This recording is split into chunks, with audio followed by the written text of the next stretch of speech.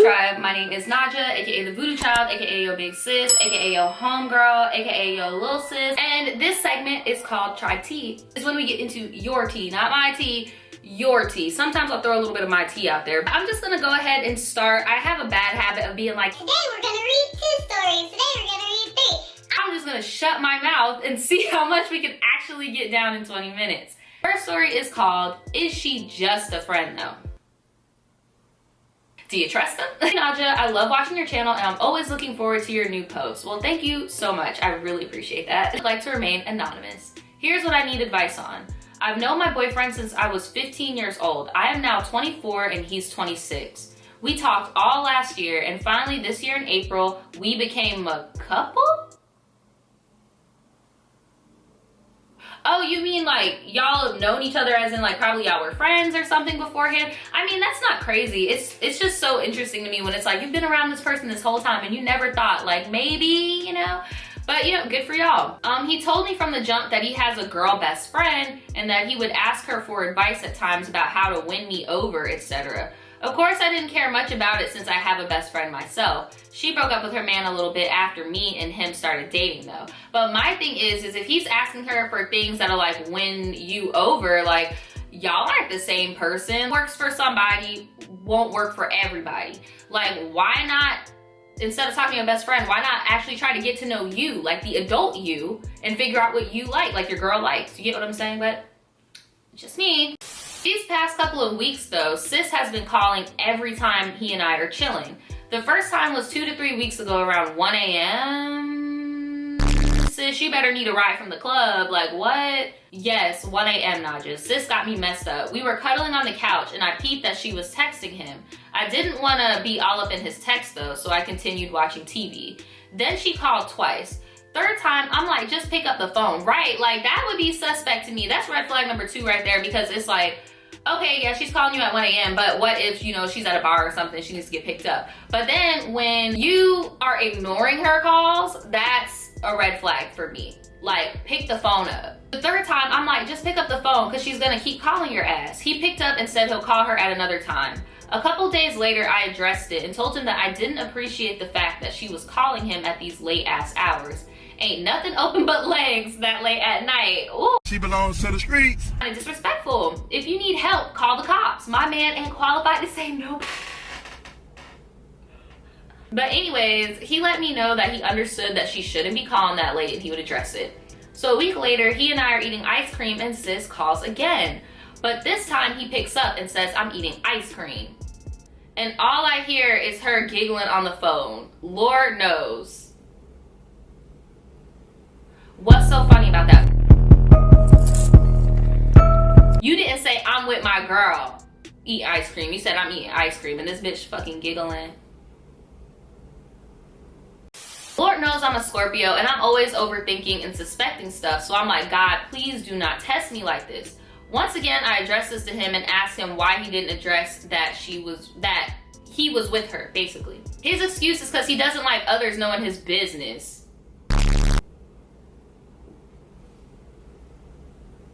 Girl, he cheating on you. That is such a cheating ass dude thing to say. Oh, I just didn't tell her that, you know, you were with me because it's none of my business. But it is like 100% of my business that I'm eating this ice cream right now. Like that's her business. She has to know that. But she can't know that I'm with you because that's none of her business. Hold up, bitch. At this point, sis, I would hit her up. I would go and talk to her and I'd be like, hey sis, girl to girl, what's tea? What's tea on him? Because like, I would have been like, honestly, sis, I've known him for 10 years and I'm just now making this leap. I'm pretty sure I'll be all right if we just go back to being friends. So what's tea? But it's like, let her know to not be bothering you. Third times it happens, he tells her he's with me. I ended up asking him why she was calling and he said she wanted her scissors form from him. Oh, so basically I thought you meant like scissors form, like you made like an art piece. No, she says, she wanted her scissors from him because he borrowed scissors from her apparently. They brushed it off, but in my head, I'm like, what? Sis, you can't buy another pair of scissors? They're like $1. Go steal some if you're unemployed, girl. You are upset. My question is, should this be bothering me as much as it's bothering me? Am I overthinking it? I don't think you're overthinking it at all. And I bet you, present tense, if you comment in the comments right now, you found out that he was fucking that girl. I bet you. P.S. He told me that she once had a crush on him. Definitely get the fuck out of there, girl. Because I say this every fucking live and every tribe tea. No man or woman, unless they are really, okay, will actively pursue somebody without any type of interaction. Like, that's why I always tell people, like, if you ignore somebody and you genuinely ignore them, like block them, that should be it. Because if you do not fuel the fire for that interaction, that's it. Like, it's done. She over here talking about she still has a crush on him. He knows that she has a crush on him or had a crush on him. Why are you still stringing her along? Maybe it's because you want that type of attention. You're just stringing her along, and now that you have a girlfriend, you still want that type of attention when it's like, bro, you got a girlfriend so you can get it. Like, what are you doing? These are all my assumptions, by the way, that he's doing that. But I wholeheartedly believe in there's no such thing as a random crazy bitch or a random crazy dude. Oh, never mind. I might have to take that back. There are some random crazy dudes out there that be doing crazy shit randomly, like for no reason. I feel like with women, when they're constantly doing pursuing, because let's be fucking real, everybody loves women. Everybody loves women in the world. Shit, even a straight woman can appreciate how a woman looks. For the most desired thing in the world, to be lusted over somebody and constantly pursuing, like there has to be an interaction. She has to be getting something from that. Like, you get what I'm saying? Like, this seems like a no-go. I feel like he's too comfortable with you because y'all have known each other beforehand. And it's weird because y'all have known each other for 10 years, but you've never met this bitch. Like, this is weird. Did you say 10 years or am I tripping? Did you say 10 years? You noticed that you were 15. So yeah, 10 years. He told me himself that he would not cheat on me and that he is in love with me. But I can't seem to shake the feeling that she's attracted to him still and wants him now that she's not in a relationship anymore. I have a male best friend myself and you don't see me blowing up his phone. I respect that he has a girlfriend and fall back. And I get it, common sense isn't so common. I just feel like she's doing the most. There's no need to be calling him so much. Any advice would be accepted. Well, my thing that I do, because my best friend is also a guy, I made sure to form a relationship with his girlfriend and my own separate friendship with her so that we have an understanding that she don't gotta worry about me ever doing anything on that type of level with blank person. That's why I really, really feel like you need to have a sit down. All three of you need to have a sit down together and really air it out. And if you're still not satisfied with that, then I would have a one-on-one with old girl. If you feel like they're in cahoots or if you feel like he's pressuring her to not be honest, like, and you really want to see what's going on, I would have a one-on-one talk with her. What do you guys think? Have you guys ever been in a similar situation? Please give her some advice in the comments below. All right, so this one is pretty long, girl, so it might take up the whole video. Sorry. I know this week has been very all over the place. And this one is called From Sugar Daddy to Uncle-in-Law. What is up with the tribe fucking family-in-law this week? Hey Najabu, hey tribe, hey girl. I've been rocking with you since the I have no boobs shirt. Girl, I haven't had that shirt for so long. Thank you for sticking around. You read my other story about working at American Eagle. Oh, I remember her. She is the girl that worked at American Eagle and then like all this drama went down and we were like, girl, what? Oh, okay, so basically what she did was she was like, I want to get more hours instead of being like, I want y'all to raise my hourly rate so that I can work the same stuff I'm working now and get paid more. I remember that was like the main thing that was like confusing me about your story because I'm like, girl, why are you fighting so hard for overtime? You should be fighting for that hourly rate, girl. Like, why would you want to do more work? This story right here, Naja, is gonna set the tribe on fire today. Grab your vape. Damn, I don't even know where my vape is these days. I'm like currently trying to quit, so I don't even know where my vape is at, sorry. Anyway, if y'all got vapes, grab your vapes. I almost said grab some grapes. Grab some of those too. What'd she say? Grab the 1800 tequila. Not doing that tonight. Girl, I might get a bottle tonight. I don't know. Fuck that. Or your Capri Suns. I don't even got a girl, I'm just parched. I got a feeling I'm gonna have to walk out and get a sip in the middle of this story. My best friend Cece and I are soulmates. We've been rocking together since diapers. And when puberty hit, we started fucking overdudes together. Okay. This story happened when we were 24 and it's about how Cece's sugar daddy became my uncle-in-law. Oh, my best friend and I have made it our mission in life to secure the bag always. CC met Charlie. When I say Charlie had money, I mean his money was long. He's from Texas and his family is in the oil business and they do a lot of fracking? I don't know what fracking means. What is that? Fracking? Was that a typo or is that a thing? Fracking definition. Oh no, it is a thing. The process of injecting liquid at a high pressure into subterranean rocks, boreholes, as to force open existing fissures and extract oil or gas. So basically what they're doing in Haiti. Let me shut the fuck up before they shut my channel down. Anyway, T. 6 months after dating CC, he buys her a condo in downtown West Palm Beach, paid off and in her name, and he's paying for her bachelor's degree. I would have been like, Uncle Charlie, I know I'm not giving you the biscuit, but can you help me out, family? Like, what? He pays for everything and she's happy. He works a lot and he's back and forth from Florida to Texas, so a lot of times it's her and I going on trips together and basically being joined at the hip. She retires from hoeing and settles into this happy life. Charlie says that his nephew's coming into town and that we should all have dinner together. At first, I'm like, no, I smell a setup.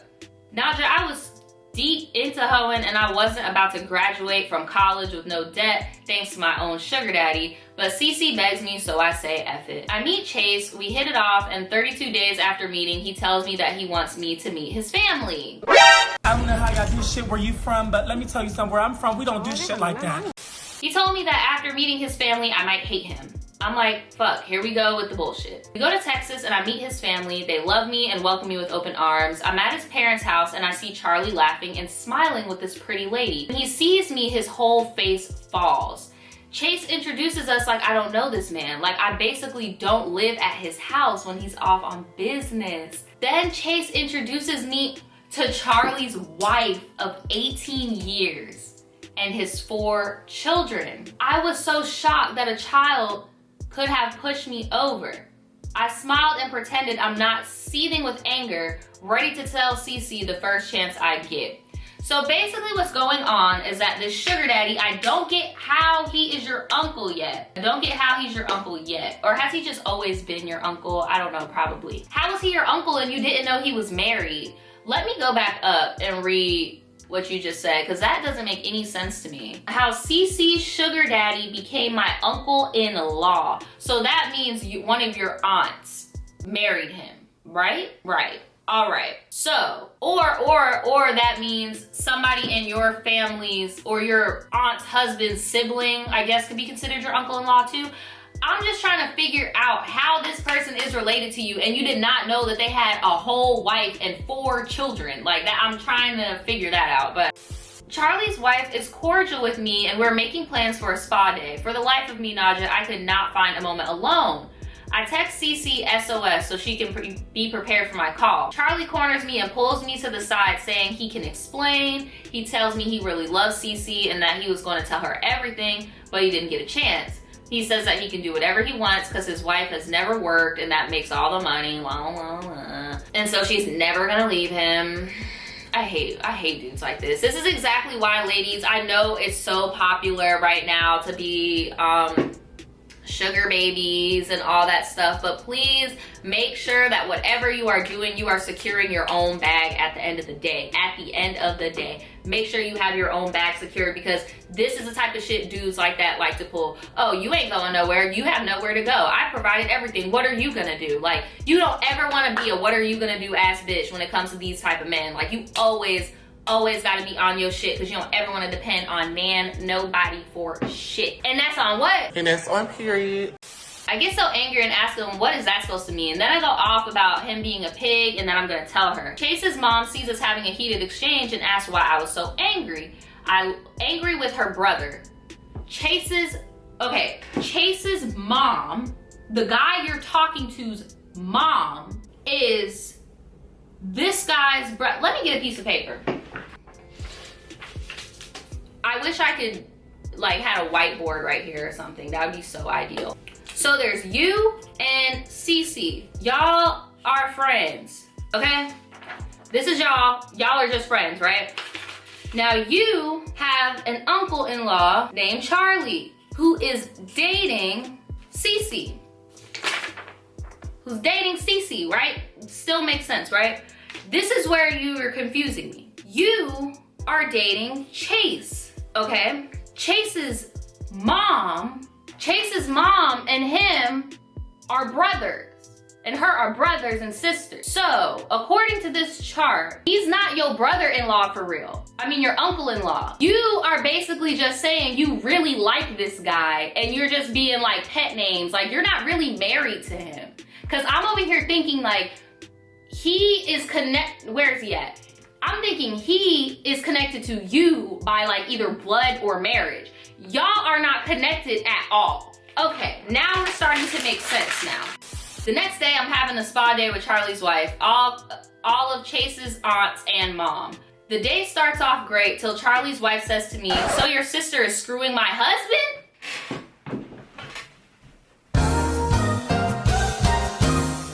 Bitch, what the fuck? I freeze because I'm stuck. And I think I'm hallucinating. I finally regained my God-given senses and said she knew nothing about you, and he told her that he was single, but he had 4 children. We end up going back and forth, but in these bitches' eyes, we're the devil. Chase's mom says that they can't accept me into their family unless I dump my best friend, and I decline, and the rest of them were in Texas, but I'm no pushover. Charlie sees what's happening with his wife, but once again, he says she's not going anywhere, so ignore her.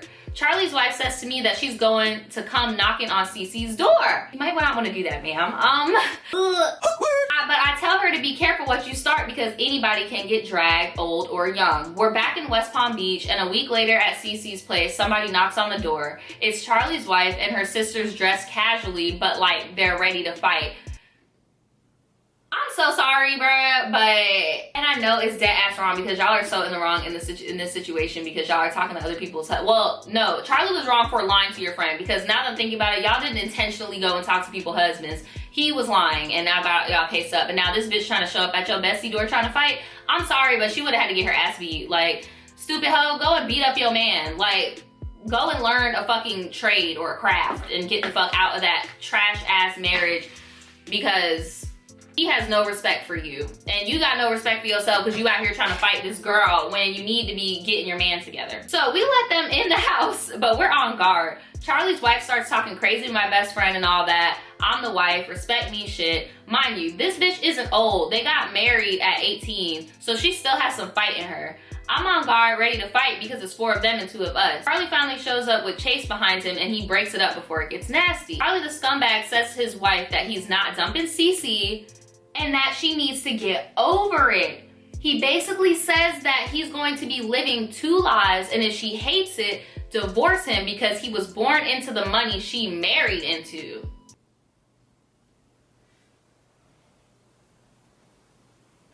I just went dizzy because, ladies, I cannot stress this enough. Please, please, please, please, please make sure you secure your bag because I will be damned if a fucking Dusty, I don't care how much money you got, that is such a Dusty ass sentence. I will be damned. It's so, ooh. She's upset and calling him everything but a child of God. I'm shocked because that's not how I saw this playing out. He sends his wife home and then Cece's yelling at him ready to have him meet his maker. They break up for a year, she put his shit out and he moves into an apartment in the same building as her. They eventually get back together and they enter into this weird open relationship. His wife doesn't leave him like he predicted. He and my best friend have a daughter. He and my best friend have a daughter, Sophia. Oh, wow. I eventually did marry Chase. Okay, so that family tree was not a lie. Okay, you did marry him. Congrats, sis. You married Chase.